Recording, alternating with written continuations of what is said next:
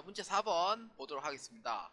다음 결산 자료를 입력하여 결산을 완료하시오입니다. 자, 결산 문제는 총 5문제가 출제됩니다. 자, 8월 1일에 제조 공장의 화재 보험료 8월 1일부터 7월 31일까지입니다. 120만원은 현금으로 납부하면서 모두 자산 계정으로 처리하였다. 결산일 회계 처리하시오. 단 보험료는 월할 계산하도록 한다 라고 되어 있습니다. 당연히 월할 계산입니다. 자, 자산 계정으로 처리하였다. 이게 가장 핵심이에요. 그러면은 8월 1일 당시에 차변에 성급 비용 120만원, 대변에 보통예금 120만원 이렇게 해서 회계 처리를 한 거예요. 이렇게 해서. 그래서 12월 31일에 해서 이제 대변에 이제 성급 비용 이제 얼마 나가겠죠. 그 다음에 차변에 이제 보험료 계정 과목으로 대체 공개. 그러면은 계정 과목을 알겠는데 이 금액은 얼마 넣냐 이게 큰 문제예요. 회계 1급에서는 이제 날짜를 이렇게 해서 얘기를 해줍니다. 세무 2급도 똑같이 얘기를 해드리겠습니다. 자, 두 가지의 그 조건을 보고 판단하는 거예요. 첫 번째는 기간입니다. 자, 1월 1일부터 그 다음에 6월 30일, 8월 1일, 12월 31일 이제 이렇게 해서 이제 7월 31일까지 끝이겠죠. 자, 여기는 이제 전기라고 부르고 요 기간은 단기라고 하고 이제 20월 31일부터 7월 31일까지를 차기라고 부릅니다. 차기. 그래서 이 기간부터 이 기간까지는 이제 비용으로 인식하고 그 다음에 12월 31일 넘어서 7월 31일까지는 자산으로 해서 회계 처리를 해줘야 됩니다. 언제? 2019년 기준으로 회계 처리합니다. 이거는 이연분기라기보다는 발생분기에 가까워요. 왜냐면은 8월 1일에 자산 계정 과목으로 처리했기 때문에 그래서 이연보다는 발생이 가깝다고 생각하시면 됩니다. 그래서 8월 1일부터 12월 31일까지에 해당하는 보험료 기간은 이제 비용으로 회계 처리. 비용 회계 처리하고 1월 1일부터 7월 31일까지는 뭐라? 자산으로 회계 처리를 한다. 자산. 그래서 8월 1일부터 12월 31일까지에 대한 5개월과 1월 1일부터 12월 31일까지 자산 인식되는 금액의 7개월입니다. 즉 120만원에 5개월이면은 얼마냐면은 50만원이 됩니다. 나누기 12 하면은 10만원씩 나가요. 그 다음에 70만원입니다. 그래서 회계 처리는 얼마에 인식하냐 이거예요. 얼마에 인식하냐. 비용으로 8월 1일부터 12월 31일까지에 대한 비용 인식은 50만원만큼 비용 인식을 해주면 되겠습니다. 그래서 이 두 가지에 대한 이 조건을 보고 판단하면 되는 거예요. 얼마? 보험료 50만원 그 다음에 성급비용 50만원으로 해서 회계 처리하면 된다라는 것이에요.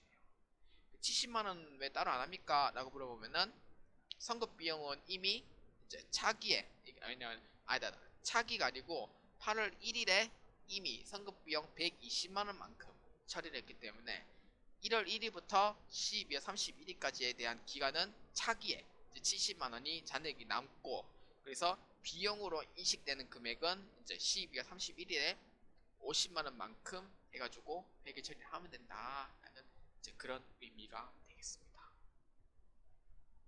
자, 그래서 이제 일반 전폐입력에서 해보도록 하겠습니다.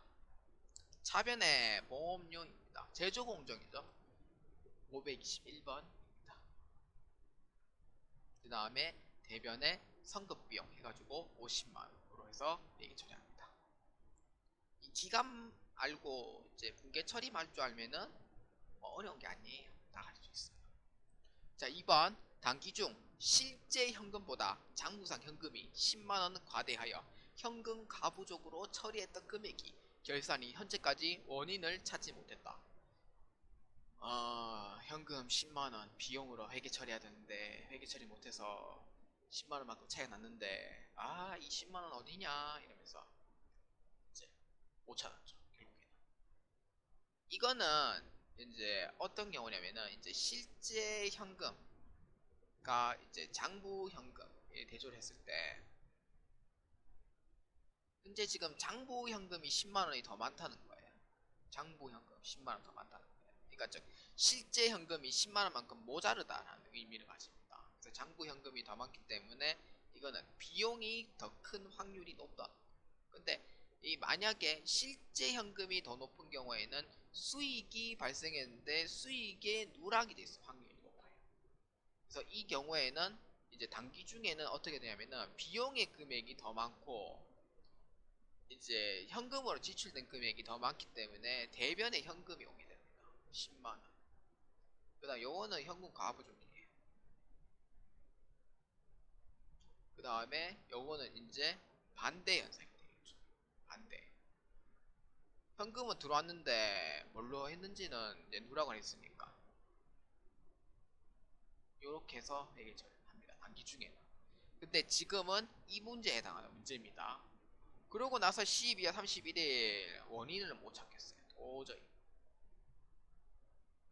그러니까 즉 장부상 금액이 더 많은 경우, 그 다음에 이거는 이제 현금상 금액이 더 많은 경우예요. 장부상 금액이 더 많은 경우에는 비용으로 지출했는데 누락을 했기 때문에 그만한 금액을 지금 어떻게 뭐 비용 계정 과목을 처리할 그 방법이 없어요. 원인도 모르겠고. 그래서 차변에 잡손실이 오게. 요거는 반대로 이제 수익은 있는데 돈은 들어왔는데 입력 자체가 안 돼 있어요. 그렇기 때문에 이거는 자비익으로 해서 매기죠.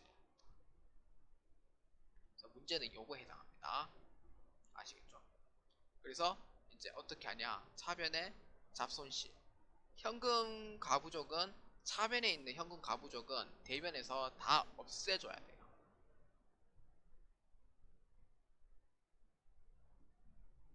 이렇게 해서 회계 처리를 해주면 되겠습니다. 이 흐름만 이해하시면 돼요. 자, 그래서 차변에 어떻게 되냐? 잡손실.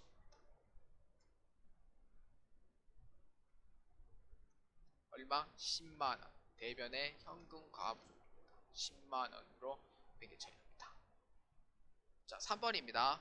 다음 자료를 이용하여 제2기 확정 부가가치세 신고 기간에 부가가치세 예수금과 부가가치세 대급금을 정리한 회계 처리를 하시오. 단 환급세액인 경우 미수금으로, 납부세액인 경우에는 미지급세금으로, 전자신고세 공제액은 자비익으로 인식한다 입니다. 자, 이거는 전산세무 2급이면은 그냥 기본적으로 할 수 있어야 되는 그런 문제가 돼요. 자, 요거는 상계입니다. 상계.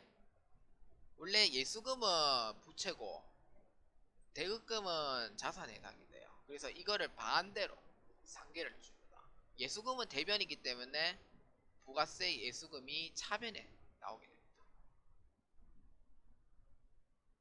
그 다음에 부가세 대급금은 이제 차변에 있던 부가세 대급금을 대변에서 상계하면 돼요. 그 다음에 이제 전자신고세 공제는 자비익으로 회계 처리를 하라고 했습니다. 자, 그러면은 지금 대차 평균 원리에 의해서 3,500만 1만원, 그 다음에 여기는 3,500만 1만원이 돼야 돼요. 현재 지금 대변에 있는 금액이 더 커요. 환급이죠. 그만큼 1,001만원 환급 받아야 돼요. 그렇기 때문에 환급은 어떻게 하냐? 미수금 계정 과목으로 돌려받아야 되니까 1,001만원만큼 회계 처리합니다. 이렇게 해서 분계 처리를 해주시면 되는 문제예요.